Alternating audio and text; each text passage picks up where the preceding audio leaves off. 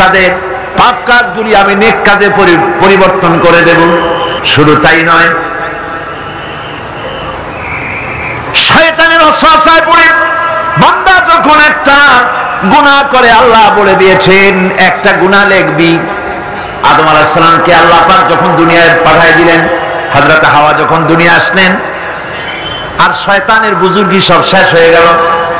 শয়তান বলল, আল্লাহ আমার সব ইবাদত নষ্ট হইল আদমের জন্য, আমি তোমার কাছে ফরিয়াদ জানাই, তুমি 7টা জাহান্নাম বানাইছো, এই জাহান্নাম আরো বানাও, আমি তোমার এই জাহান্নামগুলি তোমার বান্দাগুলি দিয়ে ওয়াসওয়াসা দিয়ে এই জাহান্নাম ভরে দেব।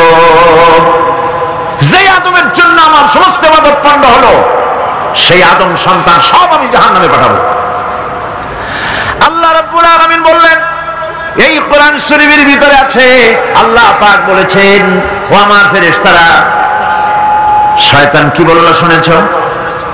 আমার বান্দা যখন শয়তানের ওয়াসওয়াসায় পড়ে একটা নেকের একটা গুনাহ নিয়ত করবে, গুনাহ করার নিয়ত করবে, গুনাহটা করে নাই, পাপ লিখবে না। গুনাহ করা হয়ে যাওয়ার পর একটা গুনাহের জন্য একটা গুনাহই লিখবা।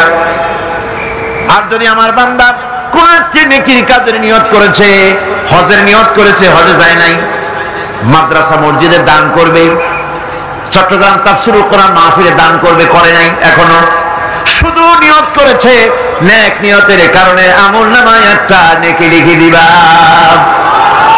আর যখন নেকির কামটা করা হয়ে যাবে, আল্লাহ পাক বলেন, মান জাআ বিল হাসানাতি ফালাহু আশরু আমসালিহা।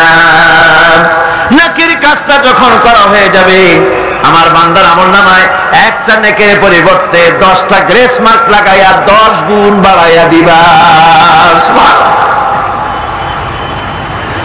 আমি বান্দা, আল্লাহ পাক বলেন, বান্দার কোন আমলের উপরে আমি জুলুম করি না। বান্দা যদি যে সব কাজ করবে, সমস্ত নেক কাজের জন্য আমি তাকে সওয়াব দান করব। শুধু তাই না, সৎকর্মশীল ব্যক্তিদের রুজিতে আমি বরকত দিয়ে দিব। সুবহানাল্লাহ।